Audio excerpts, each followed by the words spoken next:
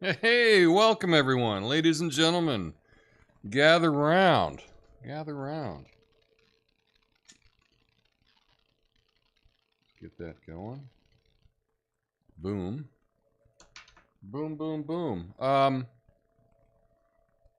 Because today, let's embark on another truth-seeking expedition into the treacherous waters of media coverage. You know, we've all been bombarded with those sensational headlines, you know, that make us feel like the world is ending. Whether it's plastic pollution, climate catastrophes, or the latest diet fad. The media has this uncanny ability to grab our attention with the shock and awe of an exploding volcano. But here's the kicker, my friends. Here's the kicker. They often forget to give us the sequel, the update, the correction, the truth. Let's take a stroll down memory lane, shall we? Remember that mind-boggling news piece that had us all shaken in our sustainably sourced boots? Yeah, the one that claimed that rivers were spewing a jaw-dropping 8 million metric tons of plastic into the ocean each year. Well, hold on to your skepticism hats, but the latest twist in the story has arrived. Now the Nature Geoscience study comes along and says, hey, you're eco-panic folks. It's only 500,000 metric tons of plastic polluting the ocean annually. And yeah, it's like finding out the apocalypse now has a rain check, but don't kick back on your hammock just yet, because a 4% annual increase in plastic pollution, it's still cruising like a plastic-powered rocket. But here's where it gets juicy, folks. The media tends to serve us up the sensational main course and often forgets the season of your favorite show and never finding out how it ends. Now, I'm not saying there's some grand conspiracy afoot, but it's like the news is allergic to retractions and updates. So here's the game plan, okay? You're kidding. Buffering already. Damn. Anyway, let's barrel ahead, shall we? Let's be skeptical detectives of our own lives. Just the same way you side-eye your friend's Instagram-filtered vacation pics, give the same scrutiny to the news. Demand the sequel. Ask for the update.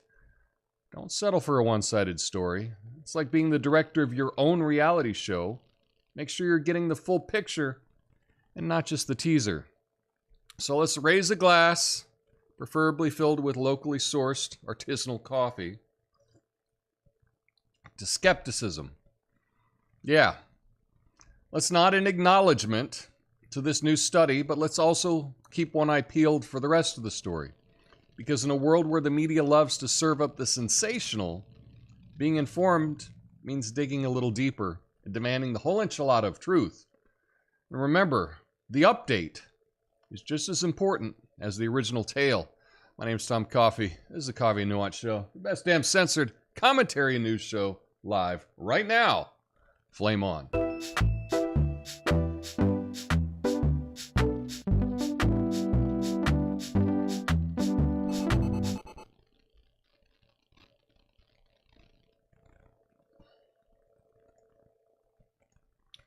So yeah, that's the thing. I don't want to be the person that's saying, hey, everything's not as bad as it appears. Not everything is as bad. I also don't want to be accused of, I'm somehow excusing or I'm playing down the significance of things. No, I'm not doing that either. Okay? I'm talking about both. We need to be skeptical when we hear good news. We need to be skeptical when we hear bad news. We need to be skeptical of sensational headlines, right? These sensational stories, often they get pulled back. And I'm not just talking about the climate. This is just this particular story today, right? So I'm not just talking about the climate, okay? I'm talking about all things. You hear something about a celebrity, this massive scandal, and it turns out it's not nearly as bad as what you were originally told. It's like that in so many things. I could go on all day with examples. But here's this story from Nature Geoscience. And it's saying that less plastic pollution enters the ocean from land than previously thought. And they're guessing it's around 500,000 metric tons annually. Half comes from land and the rest from the fishing industry. Now, despite this, plastic levels in the ocean are still rising, and their estimate is about 4% yearly, potentially doubling within 20 years. That's kind of how math works. The pollution harms marine life and humans, with microplastics carrying toxic chemicals. Cleanup is very difficult and risky, so prevention's crucial. International efforts like global treaties and that aim to control plastic pollution at its source is one option with this. But that's the key. I just picked this story as an example. But what happens is you get, let's say, 100 stories that say one thing. And then when it's time to correct that original story, you don't even notice it. You don't see the update. You don't see any of that. And what happens with the people that are originally skeptical of one of these sensational stories? Well, they just get outcast, right? You're a conspiracy theorist. How dare you question the narrative given to me by the corporate press? I know it sounds a bit facetious and a bit sarcastic, but we see that a lot. We do see that a lot. So anyway, that's the example that I have for you today.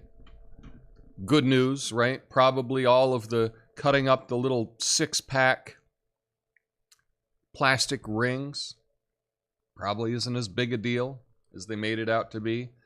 Plastic straws probably isn't as big a deal as it was originally stated. And I guess I have to say it, that doesn't mean that I'm in favor of polluting the ocean, right? That's one of the most crucial things, and I got to figure out the best way to explain this, but two things can be true at the same time, right? You can be skeptical about a sensational claim with and saying that I'm not downplaying it by being skeptical. I'm just trying to be more accurate, right? So anyway, I do have a number of stories to get today. A lot of them are around privacy. I looked at the news. Don't really care that Wayne Brady is pansexual. Who cares? And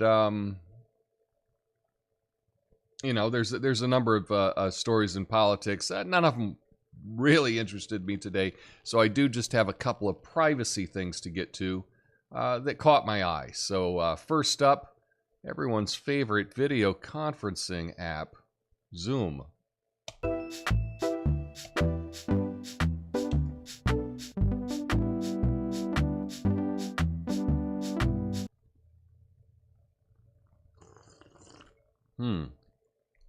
Not sure why this camera is darker than the other camera. What is going on? Lighten up. You know, folks, Zoom's been catching some heat lately for their terms of service. They wanted a perpetual, worldwide, non-exclusive, royalty-free, sub-licensable, and transferable license for your data. Basically, they wanted your data like it was the last slice of pizza at a party. But now they're saying, don't worry, we won't use your data for AI without asking nicely first. It's like a neighbor who borrows your lawnmower and then promises not to mow their lawn with it. Yeah. So here's the story. Zoom responded to concerns about its updated terms of service by assuring users that it won't use their data for AI training without explicit consent.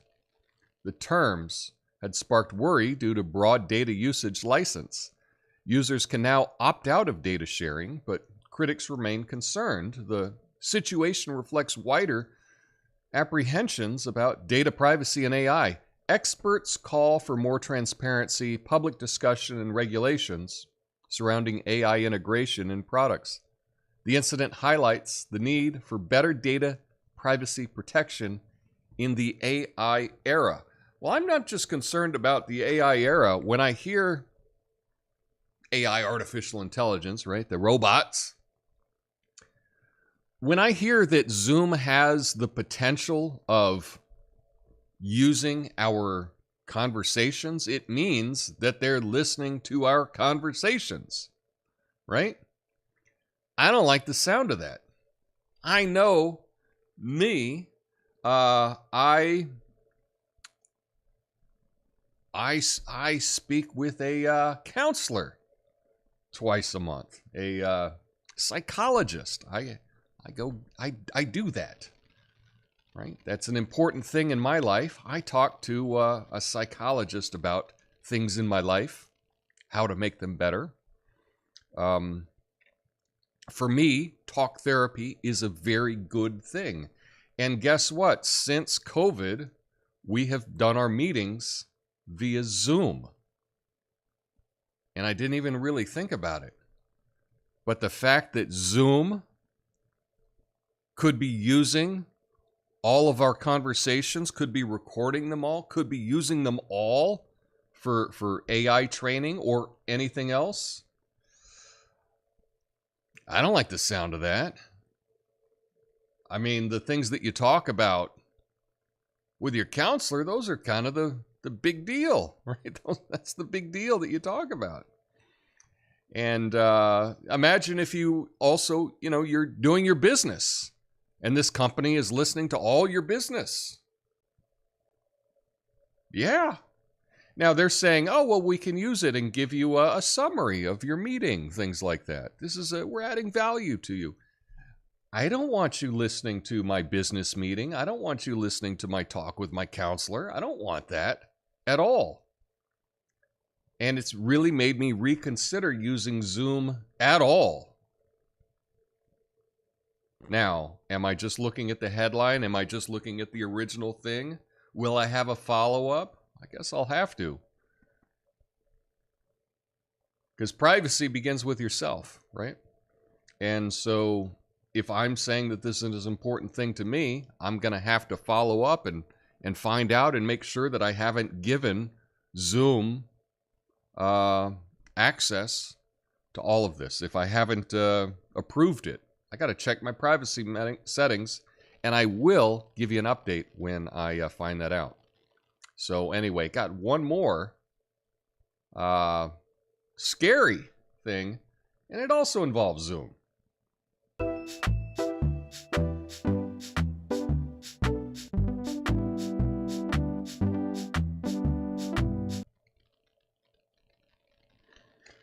Probably haven't heard about this, but researchers who can interpret keystrokes by listening to keyboard sounds. Guess it's time I start practicing my hunt and peck typing method in Morse code just to keep those hackers on their toes. Here's the story.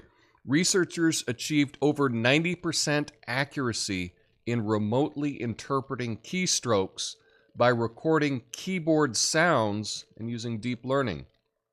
This poses a threat, especially in public spaces, to laptops and uniform keyboards. Defenses include changing typing style, using randomized passwords, and biometric authentication. This highlights the danger of sound-based attacks on computer data security, resembling the some other scandal. Don't worry about that. But this is a little hard to believe. And again, is this one of those things that's exaggerated? Will I have to do a follow-up story on this story? Perhaps. But the idea here is you have your standard laptop computer, you're at the coffee shop and you're typing. They claim to, I think, 93% accuracy in recording the sound of you typing. Whoa! That is incredible. I would like to see this in action, right? But one of the other scary things is if you're on a Zoom call, right? They can record the Zoom call. you're typing. They can hear the typing on your Zoom call and see what you're actually typing. This sounds like sci-fi. This kind of reminds me of like the old CSI, where there'd be some grainy photo when they go enhance, enhance, enhance, and somehow the computers would magically like give this crystal clear picture of the suspect in the crime or whatever. And that was made up, right? We can't really do that, or we couldn't do that then. But that you could record somebody typing on a keyboard and then be able to figure out what they typed. Whew! Man, it seems more and more like we're in a sci-fi film. What an exciting time to be alive. I think this is really exciting. What do you think? Do you think that that's actually accurate? That they can record clickety click, click, click and figure out what you're typing? I'm a bit skeptical on this one. So, again, I will have to do a follow-up story on this as well. But we got even more privacy news with a company that rhymes with Boogle.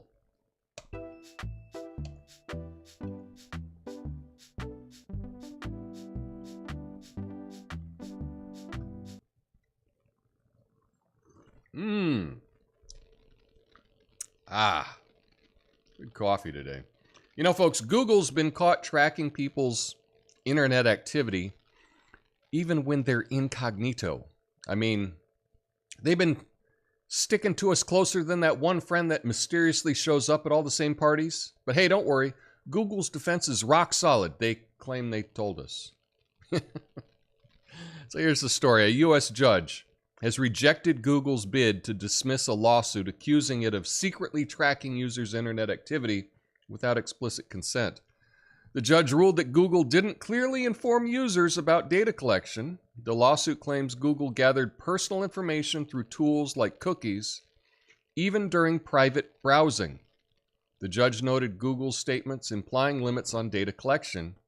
Google disagreed with the claims and intends to defend itself.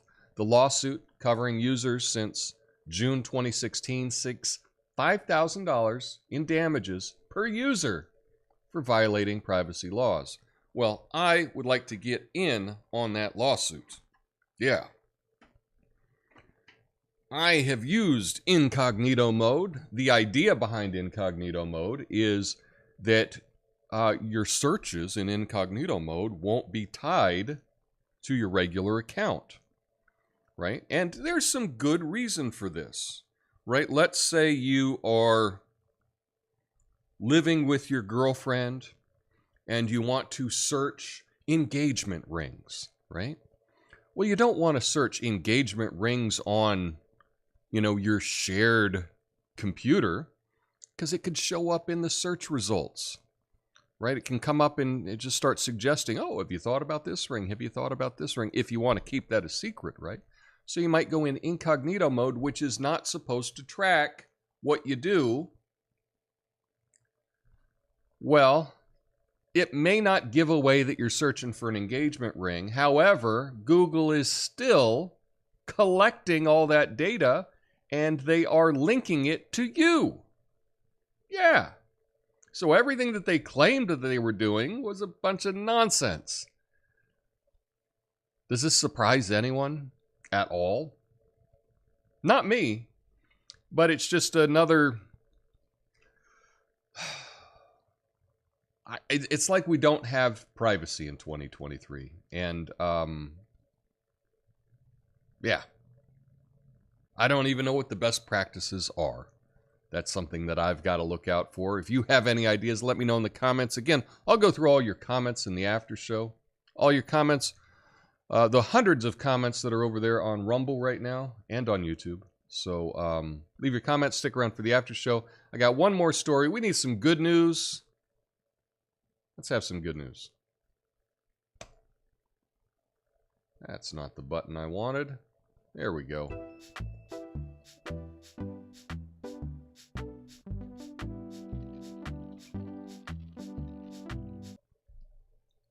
You know, folks, they're saying AI-assisted radiologists can spot more breast cancers without increasing false alarms. It's like having a sidekick that's actually good at their job. Now, a recent study revealed that an AI-assisted radiologist identified 20% more instances of breast cancer in mammogram screenings without increasing false positives. The study, the first of its kind, pitted the human AI team against 2 human radiologists. The collaboration successfully detected breast cancer in 6 out of 1,000 women compared to 5 out of 1,000 women by the human radiologists alone. The AI did not exhibit excessive false positives. The research suggests that AI could enhance the efficiency and accuracy of breast cancer screenings, potentially alleviating radiologists' workload. Early cancer detection is crucial, and AI has shown promise in aiding diagnosis in other contexts as well. However, be cautious, blah, blah, new study. We'll have to see how it pans out. But this is really good news, and I've done a story on this recently about how AI has been used to detect colon cancer as well, I believe. So, yeah, good news. Good news. The earlier it is detected, the easier it is on you, and the better chance you have of surviving. So this is great news all around. Again, did I look at who funded the study? Was the study funded by AI companies selling AI stuff? Maybe it was. So we should always be skeptical of these type of studies, especially who's funding them. I didn't look up who funded this one. So perhaps I will. I don't know. If you're interested in finding out, as always, I have a link to every single story that I talk about on the podcast. It will be in the description of the video, an archive link, so you can always go there and read the article for yourself. Compare it to what I said. Am I being accurate? Or if you want to learn more information, you can always do that by reading the whole article. So that's what I do on all of my shows. I list all of the articles that I reference. Wouldn't it be cool if every show did that? Wouldn't it be awesome if you were watching somebody else and actually linked the study they were talking about so you could check it out for yourself? I don't know. That's why I wish I had like 1 million subscribers, because I think then I could forward a trend for being more informative to people on online. But whatever. What are you going to do? Anyway, that's all I have for you today. Let me know your thoughts on this. I'll stick around the after show, read your comments. I'll be back tomorrow, Wednesday. It's a Big Idea Wednesday. Until then, peace.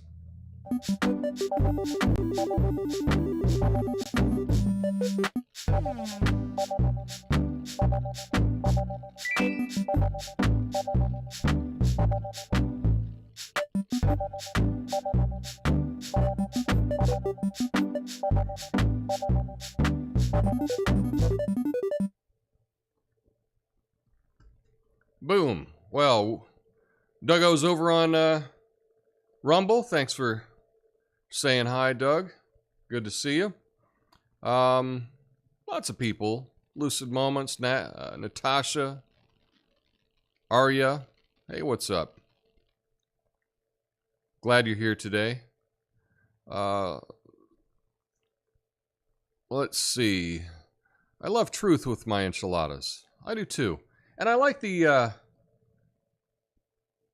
So growing up in New Mexico, one of the expressions is the whole enchilada. You want the whole enchilada. And is that an expression nationwide? I've heard it sometimes, but I don't know if that's really an expression that's used by everyone nationwide. If you're familiar with that expression, just let me know in the comments, because I honestly don't know. The whole enchilada. You want the whole thing. All my neighbors produce much more trash than me, so we blame it on them. Okay. Isn't there an island of floating plastic the size of Texas somewhere? I've seen stories on that. Yeah.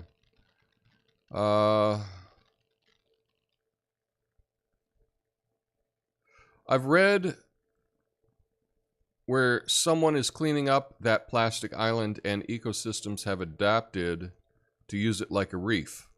Could be. Could be, don't know. I just assume they're listening. If I don't want them to hear me, I leave my phone at home. But there are too many other things listening anyway. That's the thing is, it's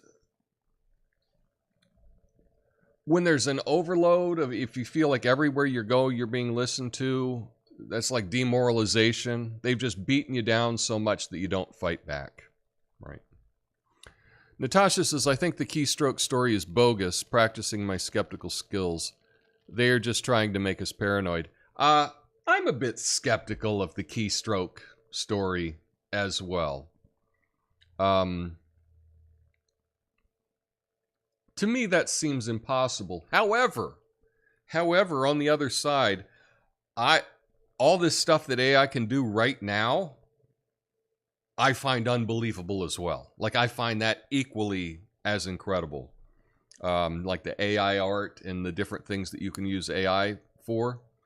You can go on ChatGPT and just ask it anything. You can, like as an example, you'll just go, oh, the book Crime and Punishment, right? Well, can you write me a lesson plan that covers chapter 1 of Dostoevsky's Crime and Punishment for a 10th grade class?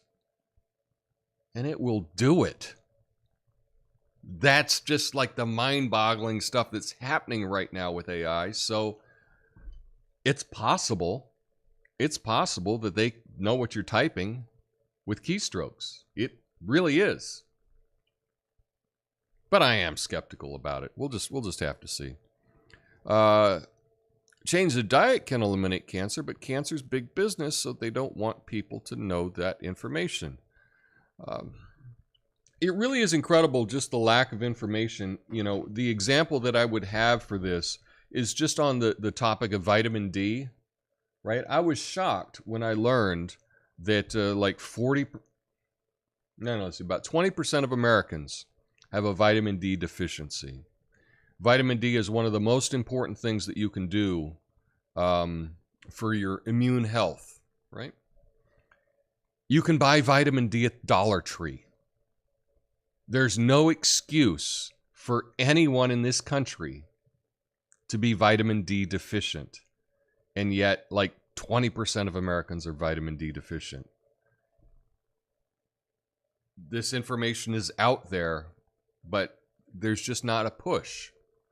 Imagine what would have happened what if Kamala Harris just decided, you know what, they give me these different topics, I'm going to tackle vitamin D deficiency. And she started talking about vitamin D deficiency. She could actually save lives and make people's lives better by talking about that. She really could. Or she can post about going to Beyonce with her husband. Whatever. I mean, I guess we all have different different priorities, right? I've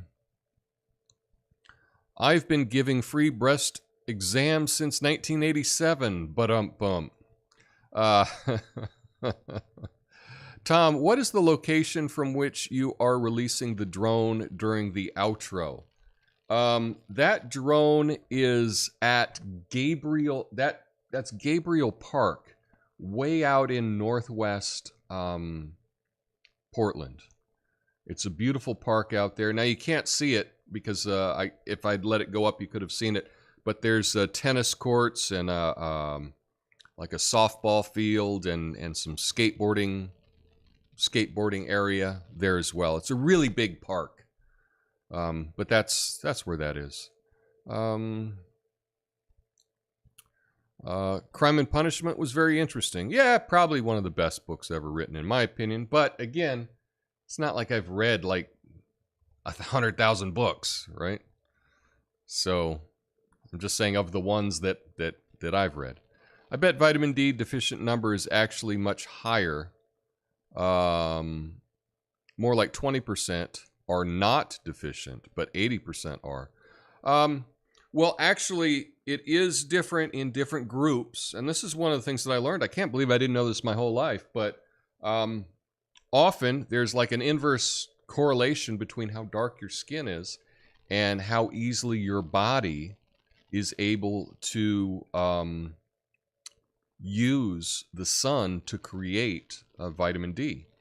So vitamin D deficiency in Black Americans is like 40%, right? So the darker your skin is, the less your body can take in vitamin D from the sun. So we have an even greater disparity in health for Black Americans, especially darker Black Americans, than in other races, just because they cannot, their body just doesn't process it very well from the sun. So you need to make sure you get it through your diet or through supplementation, taking vitamin D, or just vitamin D. It's cheap. The pills are tiny. I think it's a good thing for everyone. Not a doctor. Blah, blah, blah, blah, blah. Let's see. What are the stone things around the release point?